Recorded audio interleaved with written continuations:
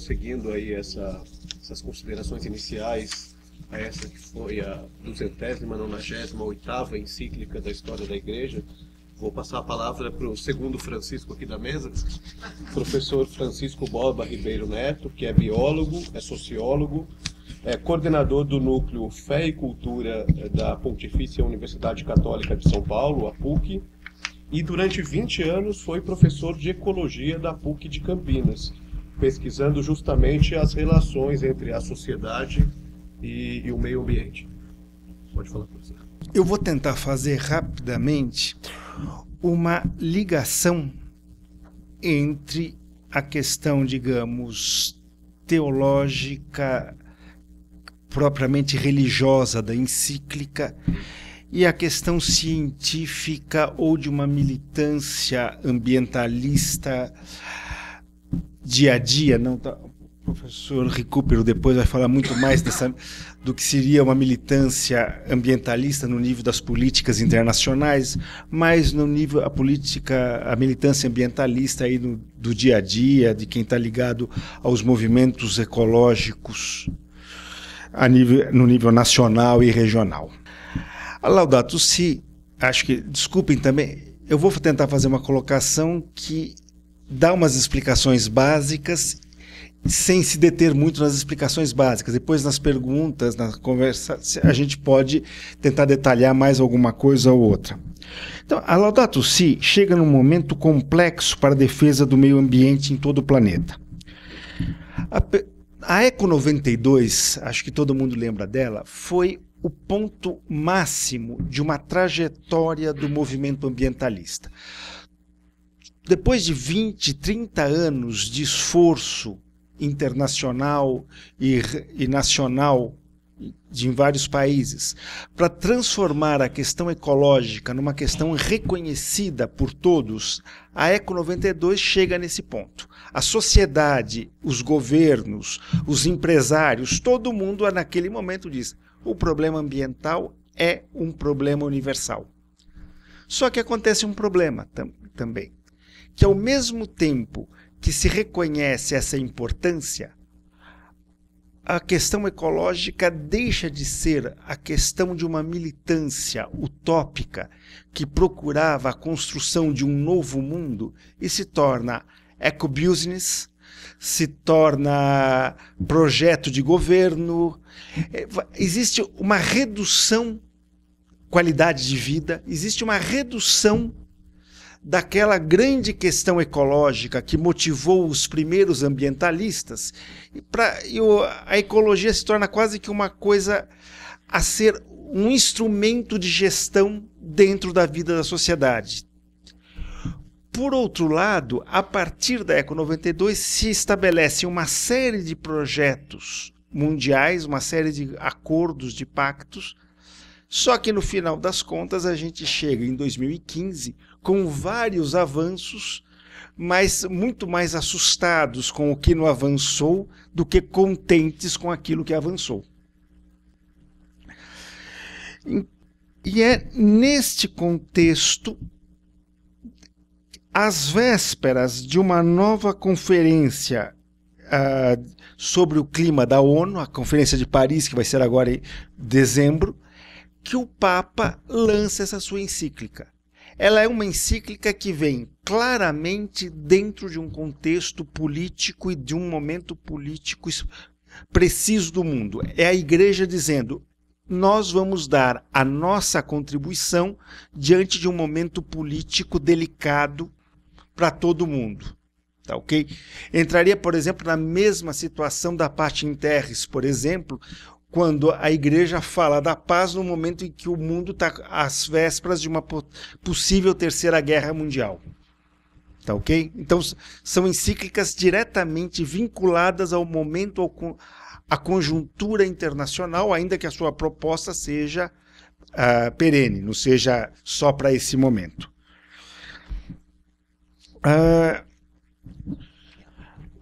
E aí, qual é a força dessa encíclica? A força dessa encíclica é que você, de repente, tem o líder político com maior autoridade moral no mundo na atualidade, porque todos reconhecem, no mundo inteiro, não é uma coisa de católicos, não católicos, todos reconhecem a autoridade moral de Francisco. Francisco é aquele papa do qual pode-se falar a mesma coisa que se falava de Jesus.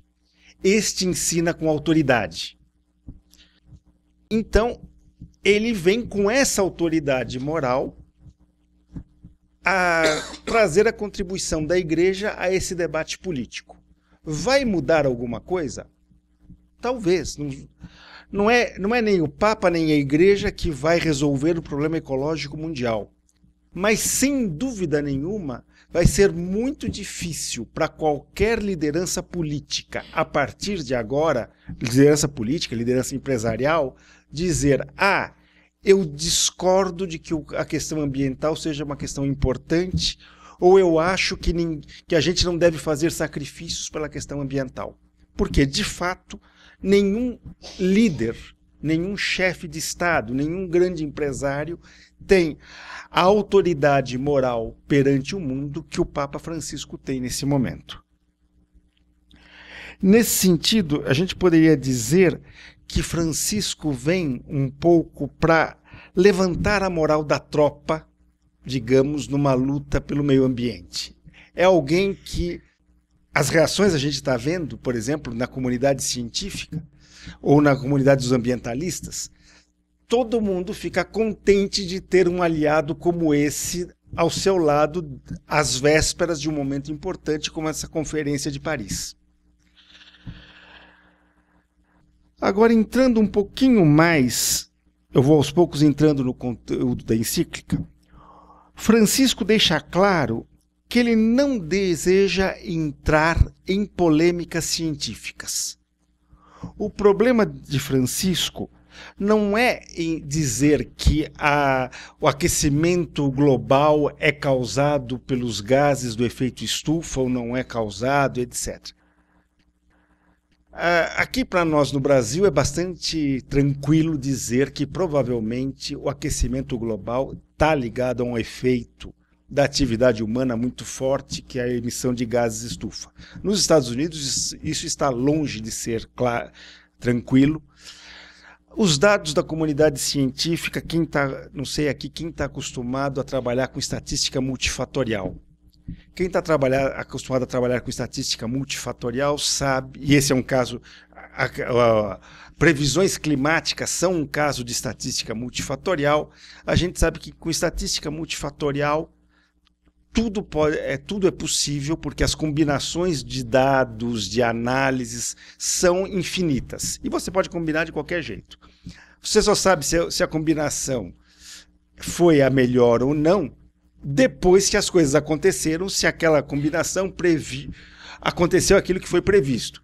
E no caso, a gente espera que nunca cheguemos ao ponto de descobrir que realmente quem previu que os gases estufa estavam causando o aquecimento global e o aquecimento global seria uma catástrofe universal, tem a chance de verificar. Tá vendo? Eu avisei. A gente espera que essa teoria nunca chegue na prática. E aí é a posição muito ponderada que a encíclica toma. A encíclica parte do princípio de que, de fato, os gases do efeito estufa estão ligados ao aquecimento global. Isso ninguém pode negar. Esse é um dado científico irrefutável. Se o aquecimento global é apenas a consequência dos gases produzidos pela poluição, ou existem causas naturais, como mudança da órbita dos planetas e outras coisas assim, ele diz: não sei, mas a prudência manda parar de emitir gases. A comparação que eu sempre uso, que eu acho interessante, imagine o seguinte, que nós estamos dirigindo um carro numa estrada. E aí começa a chover. E a estrada começa a ficar cada vez mais lisa. Você vai acelerar mais ou vai diminuir a velocidade? Um pouco essa é a ideia do Papa. Ele diz: olha, tem gente dizendo que o efeito estufa é a causa do aquecimento global. Tem gente dizendo que a natureza está provocando um aquecimento que o homem não tem nenhum efeito. Bom, seja ou não seja verdade que o efeito estufa é causado pelos gases, é verdade que o aquecimento está acontecendo. Então vamos ser pelo menos cuidadosos para não aumentar o problema. Então temos sim que segurar a emissão de gases pelo efeito estufa, pelo menos por uma questão de prudência. Se não é por uma questão realmente de científica comprovada, pelo menos por prudência a gente tem que manter isso. É uma posição extremamente conciliatória, extremamente razoável e sensata, mas isso me parece que não digo que é uma novidade, que ninguém falou disso antes, mas sem dúvida chegar para uma conferência climática com uma posição dessas dizendo, olha, pelo menos por prudência a gente tem que fazer alguma coisa, já dá para reduzir bastante o nível de atrito e de conflito numa ocasião como essa. Ao mesmo tempo, outro ponto muito importante da encíclica é lembrar que todos são vítimas da crise ecológica, mas são sempre os mais pobres, os excluídos, quem mais sofre. Todo mundo sofre com a falta d'água, mas qualquer pessoa que tenha convivência com a população de São Paulo sabe que os bairros periféricos estão sofrendo muito mais com a falta d'água do que os bairros centrais. Até pelo problema de uma pessoa que tem dinheiro para dizer, se faltar água na minha casa, eu compro uma caixa d'água maior e não vou ter que ficar sem água no dia do racionamento. E o outro que diz, eu não tenho nem espaço para colocar uma caixa d'água maior na minha casa. E o Papa faz questão de colocar isso como uma questão, como um ponto para a luta ambiental. Por isso, ao enfrentar os problemas ambientais, temos que ter uma preocupação particular com as questões sociais correlacionadas. A responsabilidade, continuando nessa relação entre ricos e pobres e a questão ambiental. A responsabilidade ambiental é de todos, ricos e pobres. Não é que alguém está liberado da responsabilidade ambiental. Mas aqueles que mais usufruíram no passado, ou estão usufruindo hoje dos recursos naturais, têm um dever maior na conservação do meio ambiente, devendo fazer maiores sacrifícios e colaborar com os demais. Dentro do movimento ambientalista, quando ele coloca essas coisas, ele se afasta de uma coisa que talvez a gente aqui, só que não sei se aqui vocês têm essa visão, mas quem trabalhou com a questão ambiental tem isso muito presente. Ele se afasta do que eu chamaria de um ambientalismo urbano, de um ambientalismo fashion. Vamos todas, estou falando não de mim, é lógico, eu não sou todas, e nem sou bonito, mas vamos todas nós que somos bonitas ficarmos nuas em praça pública para protestar contra a morte das coitadinhas das focas no Ártico. Tudo bem, é uma pena, que não é justo que se mate as focas no Ártico. Porém, você já pensou que pode haver caçadores que passarão fome se não puderem caçar as focas do Ártico? Você tem que pensar nos dois lados. E o caminho do homem é o caminho que leva à conservação mais eficiente da natureza. Não o caminho inverso. Não é que pela natureza você chega no homem. É pelo homem que você chega na natureza. Porque o homem é que tem consciência e poder sobre as coisas, e não o contrário. E assim ele se posiciona por um ambientalismo que é simultaneamente luta contra as desigualdades sociais, a pobreza e a exclusão. Bom, existe em toda a encíclica, o professor Catão já se referiu a isso, uma condenação implícita ou explícita das soluções tecnicistas e das soluções mercantilistas para a questão ambiental. e uma tomada de posição a favor de soluções que nós usaríamos na nossa linguagem católica, diríamos soluções integrais, que favorecem uma mudança cultural e uma mudança de mentalidade, e não simplesmente uma mudança de técnicas ou uma estratégia de mercados. Depois a gente pode, não vou ter tempo aqui de entrar muito nesses detalhes, depois a gente pode falar mais sobre isso. Aí ele se afasta então da ideia do ambientalismo como ecobusiness, quer dizer, o mercado ambiental. Vamos ganhar muito dinheiro com o mercado ambiental hoje em dia. Não é isso. Não é que você está proibido de ganhar dinheiro com a questão ambiental, mas não é você, pensando a questão ambiental em função dos seus lucros no mercado, que você vai construir uma sociedade melhor ou criar um mundo melhor. E aqui uma questão interessante para nós, que ao fazer essas duas críticas, o Papa ele faz confluir duas vertentes do pensamento católico atual que são importantes na construção do pensamento de Bergoglio. De Bento XVI, ele recupera a crítica, a pretensão antropocêntrica do homem como medida de todas as coisas, que gera o relativismo, o cientificismo e o tecnicismo. Tá ok? Tanto é que o John Allen, um vaticanista norte-americano, publicou um artigo com um título muito curioso. Com essa encíclica, ele diz: Francisco se tornou Bento 2.0, fazendo um comentário à questão dos motores de carro, certo? Agora, Bento turbinado é Francisco. É bastante, mas é verdade, porque é a mesma análise que Bento já tinha feito da cultura moderna, porém agora colocado num contexto onde ele ganha muito mais exposição midiática, onde o mundo de repente olha e fala: puxa, que legal que a igreja fala isso. A igreja está falando isso há muito tempo, mas antes ninguém estava percebendo. 2. Entra também aí pelo outro lado, as escolas teológicas latino-americanas atuais.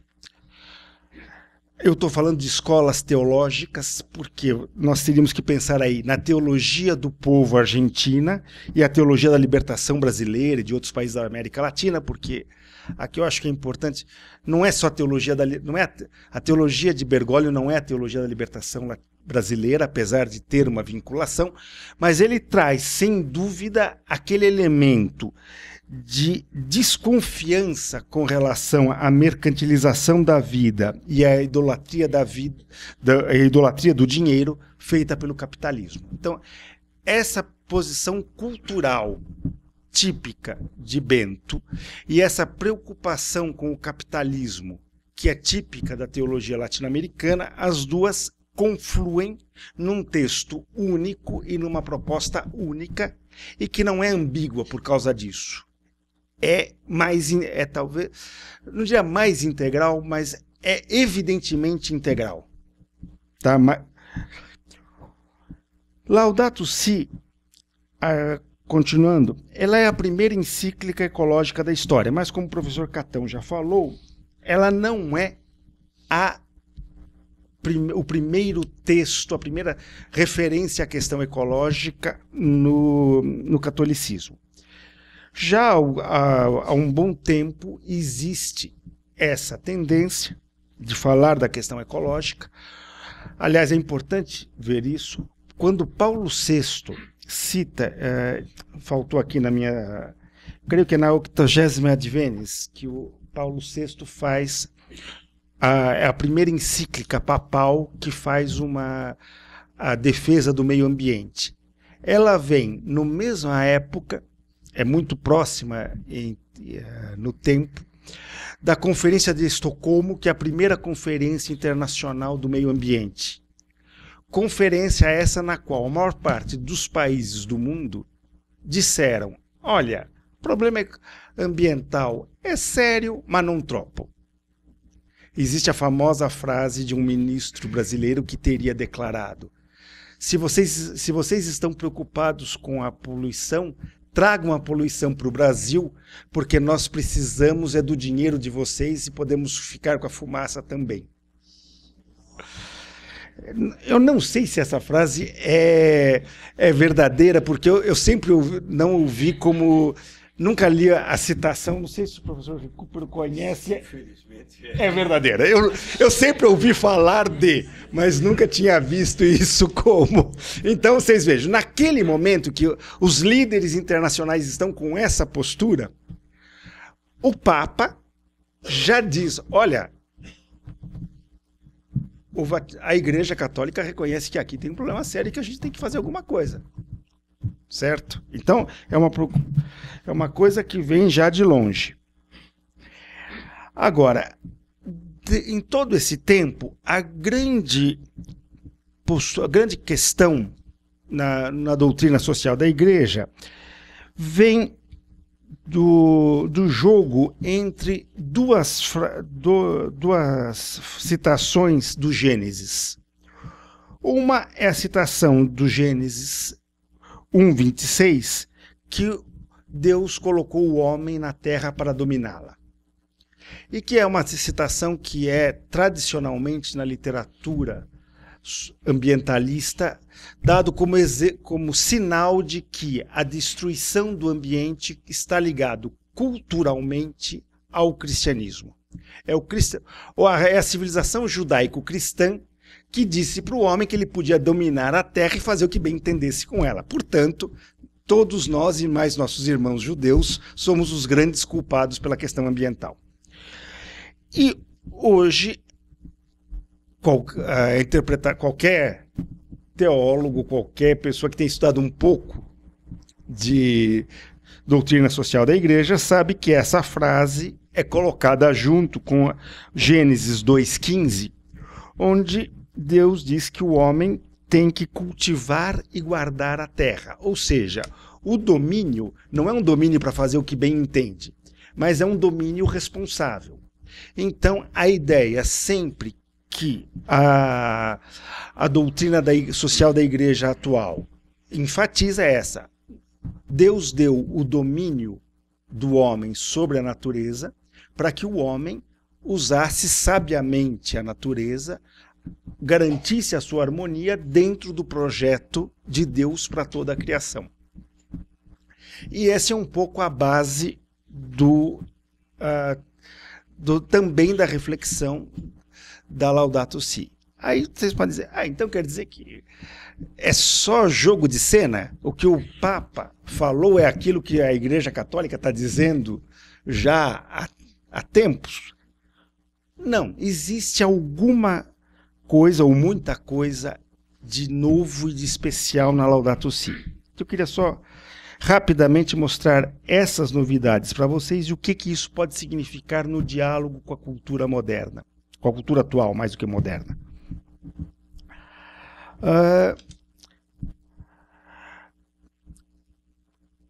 Primeira coisa, a gente tem que ver o seguinte: Laudato Si está dentro de um conjunto de encíclicas, de uma nova fase da doutrina social da Igreja, que se inaugura com a Deus Caritas Est. Nós temos uma fase com João Paulo II, que eu chamo da fase personalista da doutrina social da Igreja, onde a doutrina social da Igreja está profundamente preocupada em garantir a pessoa humana, os direitos da pessoa humana, a dignidade da pessoa humana. Com Deus Caritas Est, nós entramos numa outra fase da doutrina social da Igreja, onde a doutrina social da Igreja está muito mais centrada numa percepção mística, eu diria, marcada pela predominância do amor. Não é à toa que os textos sociais de Bento XVI estão na Deus Caritas, ou mais sociais, estão na Deus Caritas Est e na Caritas in Veritate. Ou seja, Deus é amor e o amor na verdade. É o amor que passa a ser o eixo condutor da reflexão social da igreja a partir desses textos.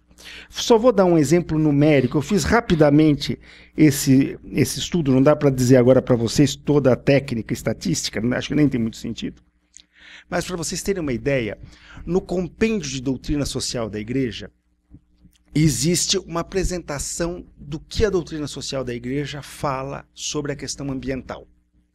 Tá? Do compêndio de doutrina social da igreja, saiu há uns 10 anos atrás, ainda no tempo de São João Paulo II. Também é um texto com começo, meio e fim. Ele começa lá com a Bíblia, a interpretação da Bíblia, e vai até as questões atuais de meio ambiente. Assim como a Caritas, a Laudato Si, também tem toda essa trajetória, certo? A Laudato Si, proporcionalmente, cita as palavras caridade e amor 10 vezes mais do que o compêndio de doutrina social, tratando do mesmo tema. Não é simplesmente um artifício redacional. É uma outra forma, de fato, de abordar o mesmo problema.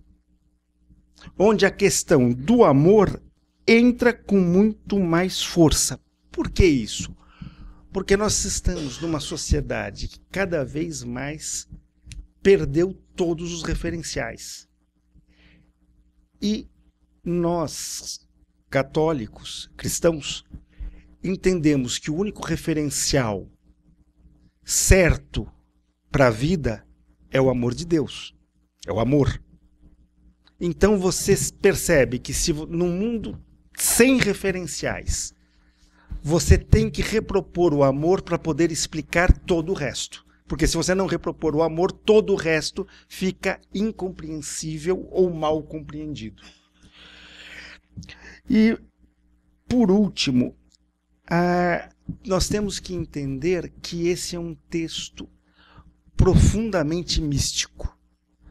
Francisco vai buscar, em São Francisco de Assis e no catolicismo oriental, não é simplesmente uma homenagem a um grande líder católico ambientalista, o fato de Bartolomeu I ser o nome mais citado individualmente na encíclica, fora as citações aos papas, os documentos papais, o nome mais citado é o de Bartolomeu I, um patriarca ortodoxo, creio que é de Constantinopla atualmente, e havia um patriarca ortodoxo na apresentação da encíclica, porque ele retoma toda uma mística oriental que tem um grande componente ambiental. Só para vocês entenderem, não está totalmente fora da encíclica, mas eu vou dar só uma citação de um místico oriental, que é um francês, Olivier Clément, mas é de rito oriental, que ele diz o seguinte: o homem fala do consumismo, mas o homem sempre foi consumista. A partir da queda, o pecado original, a partir da queda, nós não podemos fazer outra coisa senão consumir sem nos satisfazermos. O consumismo é uma consequência da queda do homem no pecado original. Na nossa incapacidade de encontrarmos aquilo que nos satisfaz. Então nós sempre temos que consumir a tudo. Então o consumismo não é só um problema do capitalismo de hoje. É uma visão muito mais mística, muito mais global das questões do mundo, inclusive da questão natural. E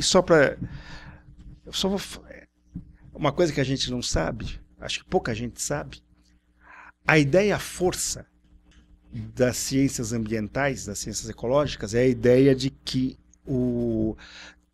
tudo está em equilíbrio e que todos os seres são necessários. O que pouca gente sabe é que essa ideia entra na ciência moderna por causa do cristianismo.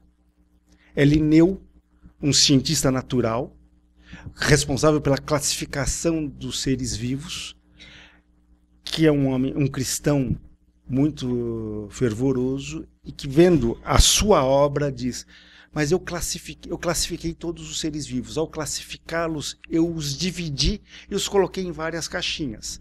Mas ele diz, mas não foi assim que Deus criou os seres vivos. Ele não criou cada um em uma caixinha, ele criou todos juntos. Por que ele criou todos juntos e não cada um numa caixinha? E ele diz, porque provavelmente ele quer que um exista para o bem do outro. E daí é que nasce. Ele escreve um livro chamado Economia da Natureza sobre isso. Esse livro vai influenciar depois Malthus, vai influenciar Darwin e vai chegar a ecologia moderna nasce daí. Pouca gente sabe. É de uma visão religiosa cristã que nasce a ecologia moderna. Mas só para terminar com uma frase que mostra essa posição mística da Laudato Si.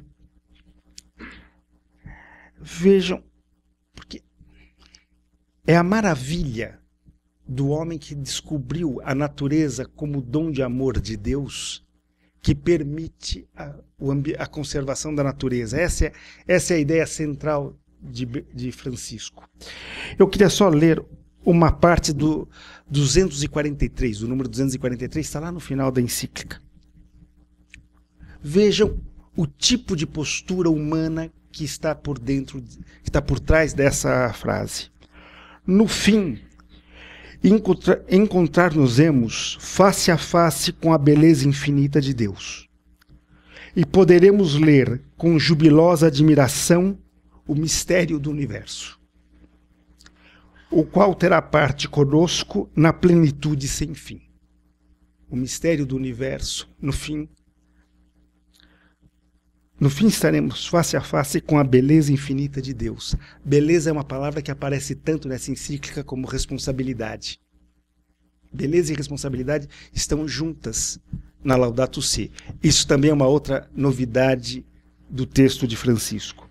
E poderemos ler com jubilosa admiração, lá no fim, o mistério do universo, o qual terá parte conosco na plenitude sem fim.